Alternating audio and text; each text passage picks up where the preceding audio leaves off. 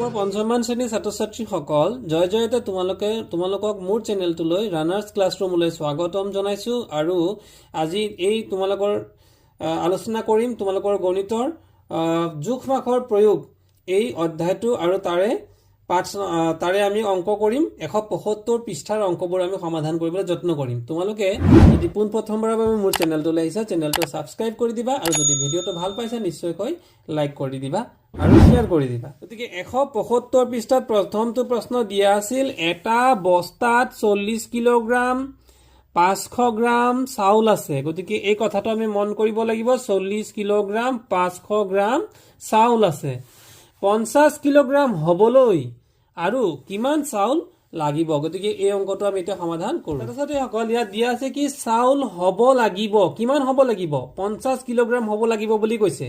আৰু চাউল আছিল কিমান আছিল 40 কিলোগ্ৰাম আৰু 500 গ্ৰাম আছিল নহয় জানো। গতিকে চাউল হ'ব লাগিবতো আমি ওপৰত লিখিম আৰু চাউল আছিলটো তলত লিখিম। এতিয়া চাউল আছিল চোৱাচোন মন কৰাচোন 40 কিলোগ্ৰামৰ লগত 500 গ্ৰাম এটা এক্সট্ৰাকে এইটো আছে কিলোগ্ৰাম এইফালে থকা এককটো হৈছে কিলোগ্ৰাম আৰু এইটো হৈছে গ্ৰাম কিন্তু ওপৰত 50 কিলোগ্ৰাম বুলিহে আছিল কিন্তু এইটো তোমালোকে প্ৰশ্নটোলৈ মন কৰা ইয়াতে 50 কিলোগ্ৰাম বুলি আছিল কিন্তু গ্ৰাম নাছিল। গতিকে গ্ৰাম যেহেতু নাই গ্ৰামৰ ঠাইত আমি এটা দুটা তিনিটা শূন্য বহুৱালো কিয় কাৰণ তলতো তিনিটা ঘৰ আছে। গতিকে এইটো মিলাই ল'বৰ বাবে বা যোগ বা বিয়োগৰ সুবিধাৰ বাবে আমি তিনিটা শূন্য ইয়াতে বহুৱাই পেলাই গ্ৰাম বুলি লিখি দিম। আমি কৰিব লাগিব বিয়োগ কৰিব লাগিব। গতিকে কিয় বিয়োগ কৰিম যে আমাক চাউল হ'ব লাগিব বুলি কৈছে আমাক চাউল থকাটো নহয় আৰু যিটো আছিল তাতকৈ কিমান বেছি লাগিব বা কিমান কম লাগিব এনেকুৱা ক্ষেত্ৰত আমি সদায় কৰিব লগা নিয়মটো হৈছে বিয়োগ। আমি ইয়াত বিয়োগ চিন পাতি দিব নালাগে কিন্তু আমি কৰিম কি বিয়োগ। ইয়াতে আমি বিয়োগ বুলি তোমালোকে বুজিবৰ কাৰণে লিখি দিলো। 0 পৰা 0 গ'ল 0 0 পৰা 0 গ'ল 0 10 পৰা 5 গ'ল 5 10 পৰা ক'ত ইয়াতো 0 আছিল ইয়াৰ পৰা আমি নিব লাগিব ইয়াতো 0 গতিকে ইয়াৰ পৰা নিব লাগিব ইয়াৰ পৰা ইয়ালৈ নিলো 10 হ'ল 10 পৰা ইয়ালৈ নিলো এই 10 পৰা ইয়ালৈ যদি 1 নিজে লৈ যাওঁ ইয়াত হৈ যাব 10 10 পৰা যদি 5 গুচি যায় 5 যেহেতু 10 পৰা ইয়ালৈকে 1 লৈ গৈছিল ইয়াত কিমান থাকি গ'ল 9 9 পৰা 0 গুচি গ'লে 9 আৰু ইয়াত যেহেতু 1 এটা লৈ গৈছিল 4 4 পৰা 4 গ'লে 0 গতিকে 0 বাওঁফালে নবহে গতিকে কিমান হৈ গ'ল 9 গতিকে 9 কিলোগ্ৰাম আৰু 500 গ্ৰাম এইটো হৈছে আমাৰ সমাধান। তাৰ মানে আমাৰ চাউল আছিল 50 কিলো চাউল আছিল 40 কিলোগ্ৰাম আৰু 500 গ্ৰাম আৰু আমাৰ হ'ব লাগিব কিমান 50 কিলোগ্ৰাম। গতিকে কিমান বেছি লাগিব আৰু আমাক বেছি লাগিব 9 কিলোগ্ৰাম আৰু 500 গ্ৰাম অৰ্থাৎ 9.5 কেজি আমাক আৰু বেছিকে লাগিব যাতে আমাৰ চাউলৰ পৰিমাণ 50 কেজি হৈ যায়। আমাৰ 2 নম্বৰৰ প্ৰশ্নটো দিয়া আছিল এখন চাহৰ দোকানত এমাহত 14.2 কিলোগ্ৰাম ওজনৰ দুটা গেছ চিলিণ্ডাৰ LPGৰ প্ৰয়োজন হয়। দোকানখনত মাহটোত মুঠতে কিমান গেছৰ প্ৰয়োজন হয় আমি কৰিব লাগে। ইয়াতে আছে এখন চাহৰ দোকানত এমাহত কিমান 14.2 কিলোগ্ৰাম ওজনৰ দুটা গেছ চিলিণ্ডাৰৰ প্ৰয়োজন অৰ্থাৎ LPGৰ প্ৰয়োজন হয়। গতিকে দোকানখনত মাহটোত কিমান গেছৰ প্ৰয়োজন। গতিকে প্ৰশ্ন মতে এটা চিলিণ্ডাৰৰ মুঠ ওজন কিমান দিছে 14.2 কিলোগ্ৰাম এইটো আমাক দিয়া হৈ আছে।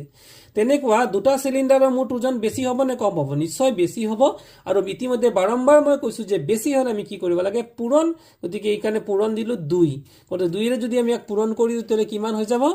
2 ৰে পূৰণ কৰিলে 2 2 4 2 4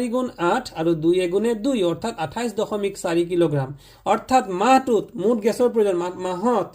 এক মাহত কেইটা আমাক চিলিণ্ডাৰৰ প্ৰয়োজন আছিল দুটা। গতিকে মাহটোত মুঠ গেছৰ প্ৰয়োজন হ'ব দুটা চিলিণ্ডাৰৰ যিমান গেছ সিমান অৰ্থাৎ 28.4 কিলোগ্ৰাম। এইটো হৈছে আমাৰ 2 নম্বৰ অংকটো। এবাৰ 3 নম্বৰ অংকটো প্ৰদীপে 4টা আপেল বিচৰা দোকানীয়ে তুলাচনীখনৰ এফালে 1 কিলোগ্ৰামৰ ডগা এটা দিলে আৰু আনফালে 4টা আপেল দিয়াৰ পাছত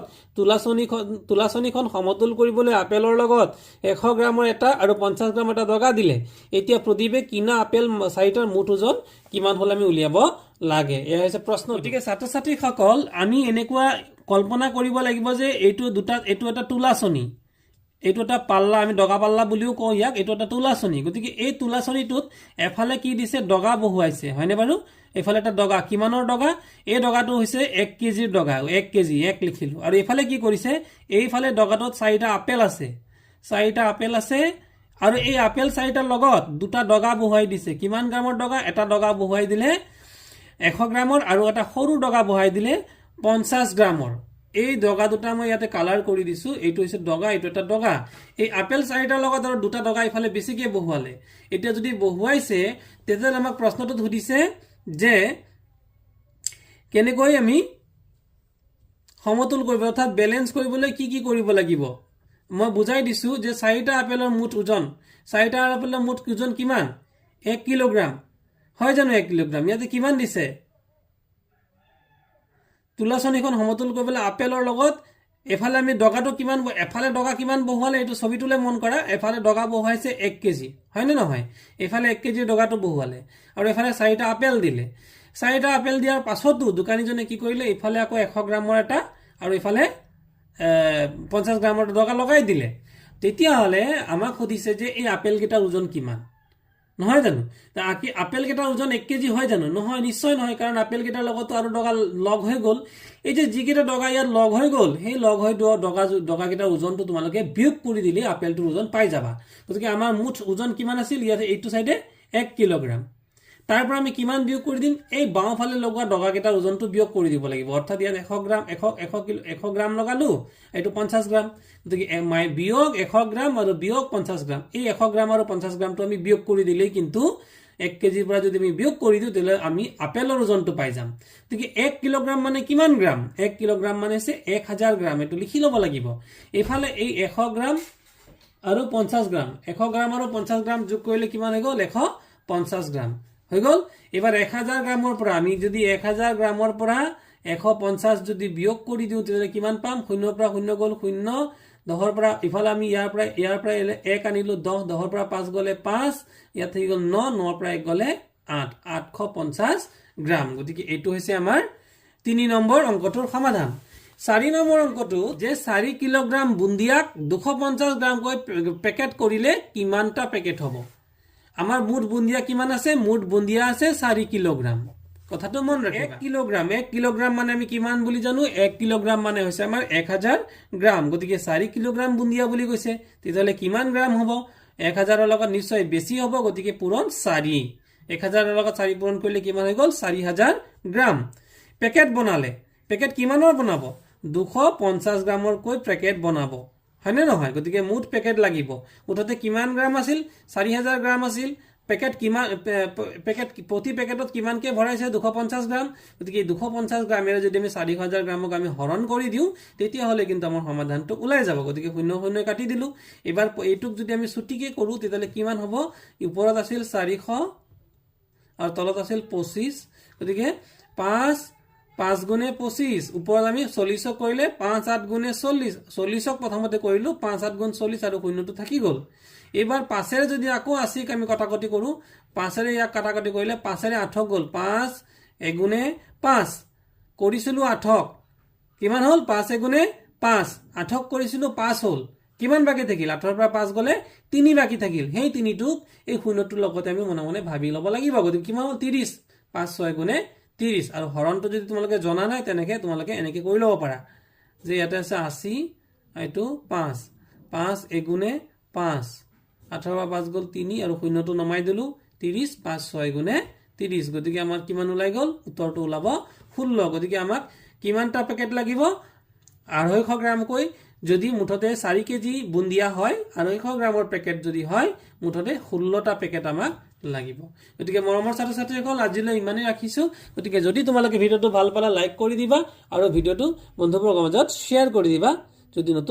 নতুনকৈ মোৰ চেনেলটোলৈ আহিছা তেতিয়াহ'লে চেনেলটো সাবস্ক্ৰাইব পিছৰটো প্ৰশ্ন আছিল এদিন জুৱেলে পাচলি কিনিবলৈ গ'ল দোকানীক 10 টকাৰ লেচাৰা মাহ দিবলৈ কোৱা দোকানীজনে 300 গ্ৰাম পাবা বুলি ক'লে কিন্তু দোকানীজনৰ ওচৰত 500 গ্ৰাম আৰু 200 গ্ৰামৰ ডগাহে আছে এতিয়া দোকানীজনে জুৱেলক 300 গ্ৰামৰ লেচাৰা মাহ কেনেকৈ জুখি দিব আমি উলিয়াব লাগে এইটো হ'ল জুৱেলক লাগে কিমান গ্ৰাম লাগে বুলি ক'লে 300 গ্ৰাম আছিল 500 গ্ৰাম আৰু 200 গ্ৰামৰ গতিকে দোকানীয়ে এফালে 500 গ্ৰামৰ ডগা দিব আৰু আনফালে 300 গ্ৰাম পাচলিৰ লগত 200 গ্ৰাম ডগা দি জুখিব অৰ্থাৎ এটা সাইডে তুলাচনী এটা সাইডে সবজিখিনি বা পাচলিখিনি দিব লগতে 200 গ্ৰামৰ ডগা এটাও দিব আৰু আনটো সাইডে 500 গ্ৰামৰ ডগা দিব অৰ্থাৎ পাচলিখিনিৰ লগত যি 200 গ্ৰাম হ'ল সেই 200 গ্ৰামটো 500 গ্ৰামতকৈ কম হোৱা বাবে 500 গ্ৰামৰ পৰা সেই 200 গ্ৰামটো আমি বাদ দি দিলেই পাচলিৰ ওজনটো আমাৰ ওলাই যাব। গতিকে যিহেতু আমি পাচলিৰ লগত 200 গ্ৰামৰ দগা দিছিলোঁ, শেষত যেতিয়া আমাৰ জুখি হৈ গ'ল, সেই 500 গ্ৰামৰ পৰা যদি আমি 200 গ্ৰাম বাদ দি দিওঁ, তেতিয়াহ'লে কিন্তু পাচলিৰ জোখটো ওলাই যাব। গতিকে পাচলিৰ জোখ হ'ব 500 বিয়োগ 200 সমান 300 গ্ৰাম। যিহেতু 500 গ্ৰাম আৰু 200 গ্ৰামৰহে দগা আছিল, 300 গ্ৰামৰ দগা নাছিল, গতিকে এনেদৰে আমি পাচলিৰ জোখটো উলিয়াব পাৰোঁ।